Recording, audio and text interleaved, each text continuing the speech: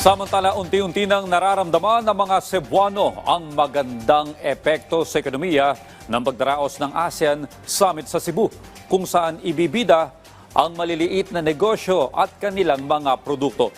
Yan ang ulat ni Jessie Atienza ng PTV Cebu. Ito ang hablonan o handloom, isa sa mga tradisyonal na paggawa ng tela sa Cebu na nagmula sa bayan ng Argao. Ayon sa project coordinator ng hinablon sa Cebu mula sa CTU Argao, nagmula pa ang tradisyonal na paggawa ng tela sa Argao sa panahon pa ng Kastila at naipasa hanggang sa bagong henerasyon. Kaya naman isang malaking karangalan para sa kanila na maibida ang tradisyonal na pamamaraan sa paggawa ng hinablon. Handloom weaving in Argao goes back during the Spanish period pa. According to my friend historian, it was a Spanish priest who brought this skill to the municipality of Argao.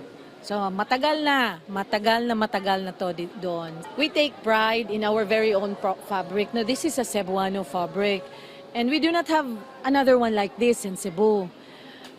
We are thankful that we have been invited here because we'd like to show the other ASEAN countries that although the weaving community is common, we share the same weaving communities, meron din sa kanila, but we would like to show them that our products are as equally beautiful as theirs. Mabusisi ang proseso sa paggawa ng bawat hinablon.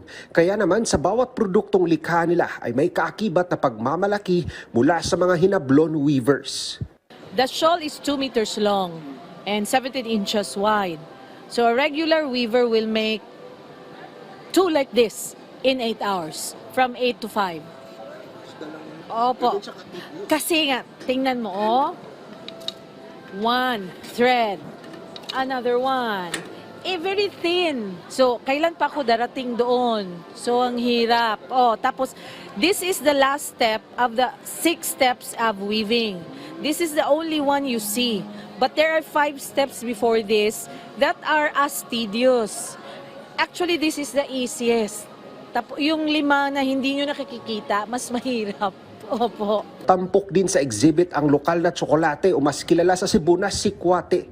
Bida rin ang lokal na gawang kape mula naman sa bayan ng Tuburan at ang tanyag na dried mangoes na ayon sa Department of Foreign Affairs, malaki ang pagkakataon na magbukas ng oportunidad ng exportation sa mga karatig na bansa.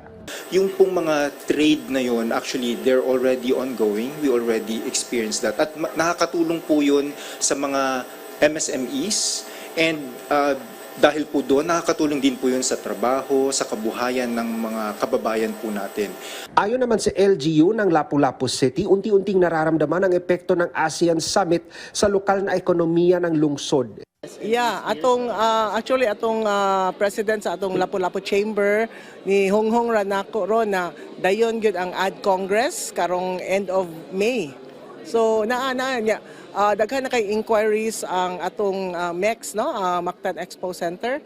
So nagwa lang sila magdawat og booking until mahuman ning ASEAN. So daghan ng inquiries jud, daghan ng gusto mo himo og events.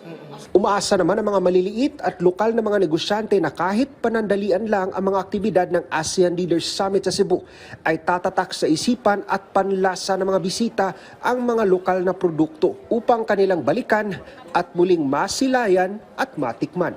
Mula sa PTV Cebu, Jessie Atienza para sa Pambansang TV sa Bagong Pilipinas.